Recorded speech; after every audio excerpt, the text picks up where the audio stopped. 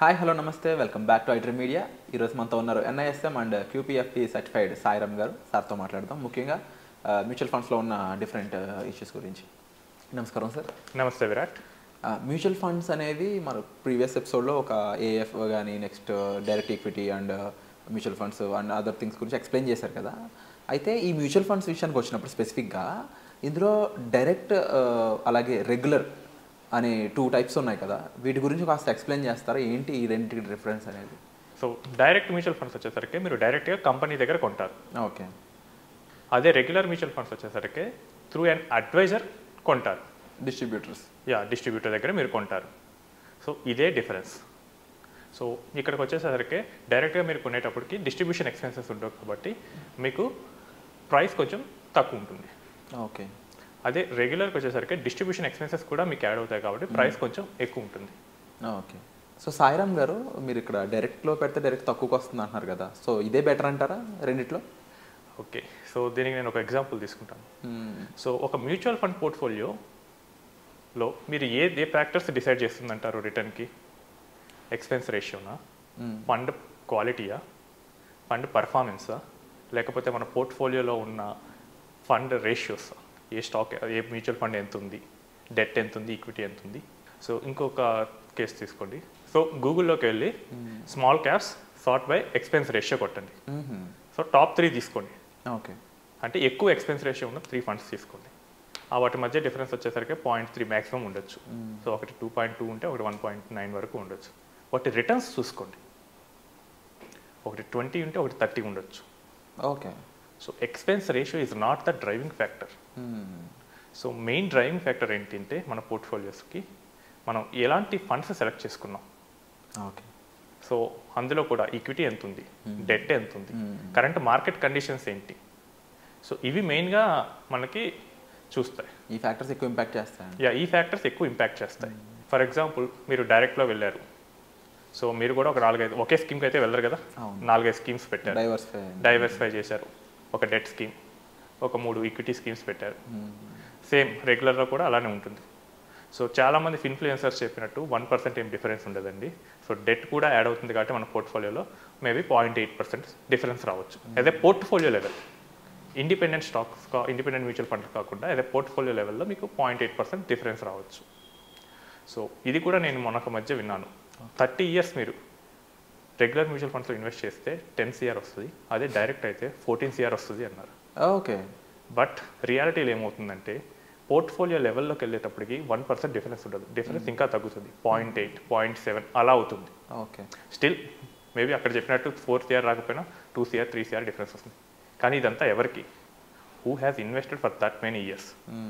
So మీకు చిన్న example చెప్తాను. మనకి పోర్ట్ఫోలియోలో మెజారిటీగా డెట్ ఉంటుంది, ఈక్విటీ ఉంటుంది, మేబీ రియల్ ఎస్టేట్ ఈ మధ్య కమాడిటీ సైడ్ కూడా వచ్చాయి. సో మనకి కలర్స్ తీసుకుందాం, red, blue, green. Okay.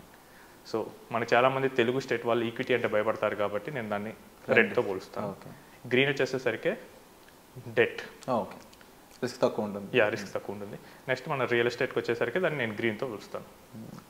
So Virat, ఈ 3 కలర్స్తోనే మనకి మ్యాక్సిమం అన్ని కలర్స్ వస్తాయి. ఓకే. సో మీరు కావాలంటే చూడండి, రెడ్, బ్లూ, గ్రీన్ని మనం మిక్స్ చేస్తూ ఉంటే డిఫరెంట్ కలర్స్ వస్తాయి. ఓకే. రెడ్, బ్లూ, గ్రీన్ 000 ఉంటే బ్లాక్ అవుతుంది, 255 ఉంటే వైట్ అవుతుంది. సో దీన్ని ఏ రేషియోలో పెట్టేదాన్ని బట్టి మనకి కలర్స్ మారుతాయి. సేమ్ మన పోర్ట్ఫోలియో కూడా అంతే.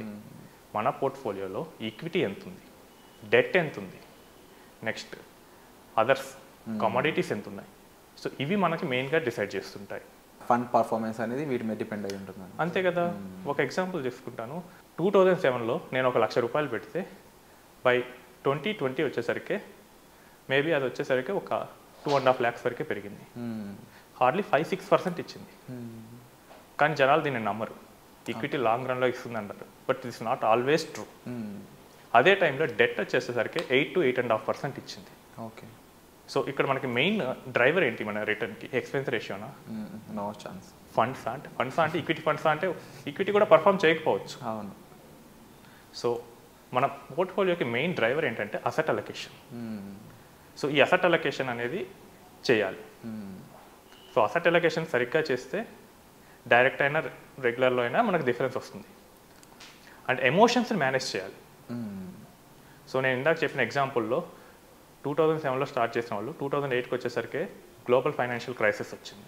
క్విట్ అయిపోయారంట. క్విట్ అవుతారు. సో నీ ₹1,00,000 40,000 అయింది. సో ఉంటారా? 2019-20కి వచ్చేసరికి కోవిడ్ వచ్చింది.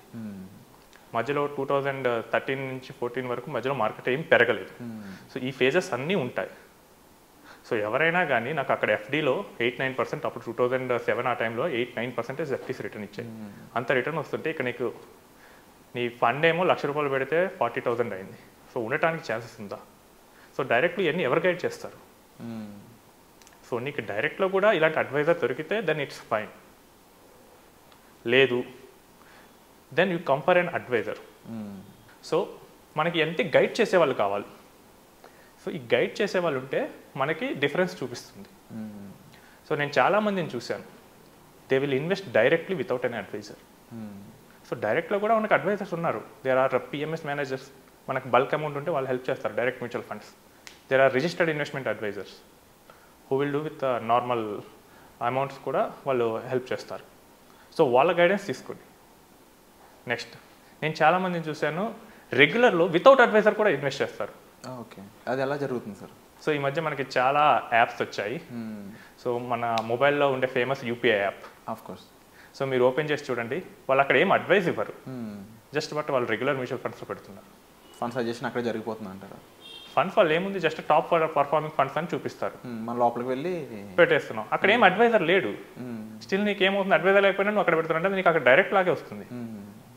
సో నీకు ఇక్కడ ఎక్కడ మెయిన్ డిఫరెన్స్ వస్తుందంటే అది డైరెక్ట్ అయినా రెగ్యులర్ అయినా నీ major asset allocation, funds selection వీటి దగ్గర వస్తుంది. నెక్స్ట్ నీ ఎమోషన్స్ని కంట్రోల్ చేయాలి. ఇవన్నీ సగం అయితే నీ ఎమోషన్స్ ఫండ్ పర్ఫార్మెన్స్ని డిసైడ్ చేస్తుంది. చాలామంది ఒక ఫండ్ 15% రిటర్న్ ఇస్తే చాలామంది ఇన్వెస్టర్స్ అందులో సగమే తీసుకుంటున్నారు, మేబీ 7-8%. వయసు అంటే వాళ్ళకి క్లారిటీ లేదు. వస్తున్నారు, మార్కెట్ రివర్స్ అవుతుంది, మార్కెట్ పీక్స్లో ఉన్నప్పుడు వస్తారు చాలామంది, మార్కెట్ రివర్స్ అవుతుంది, ఎమోషన్స్ చూసి భయపడిపోతారు, వెళ్ళిపోతారు. ఎక్కువ ఉన్నప్పుడు కొంటున్నారు, తక్కువ పడిపోతున్నప్పుడు అమ్మేస్తున్నారు. లాజికల్గా ఏం చేయాలి, తక్కువ ఉన్నప్పుడు కొనాలి, ఎక్కువ ఉన్నప్పుడు అమ్మాలి. బట్ మార్కెట్ ఏం చేస్తుంది, reverse.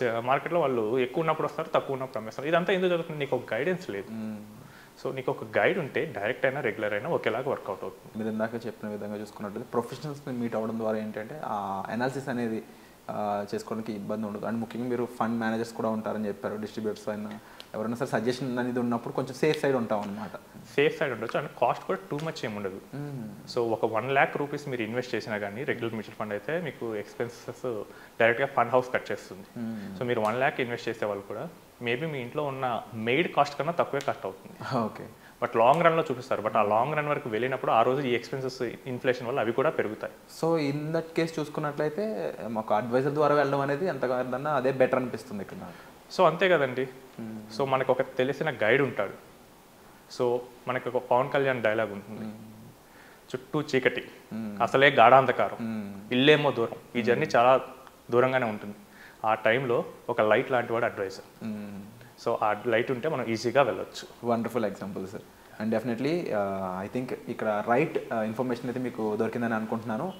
So as an అడ్వైజర్గా sir చెప్పిన విషయాలు ఏవైతే ఉన్నాయో అవన్నీ కూడా ప్రతి ఒక్కరికి ఇంపార్టెంట్ అనమాట.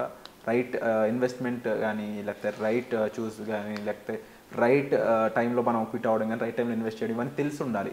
ఇవి తెలిసిన పర్సన్ అయినా మనం కాంటాక్ట్ చేయాలి. సో దీనికి తగ్గట్టుగా మీరు డిస్ప్లే అవుతున్న నెంబర్స్ కాల్ చేయడం ద్వారా సార్ని మీట్ అవ్వచ్చు. సో చెప్తాలో మళ్ళీ కలుద్దాం. Thank you so much sir. Thank you.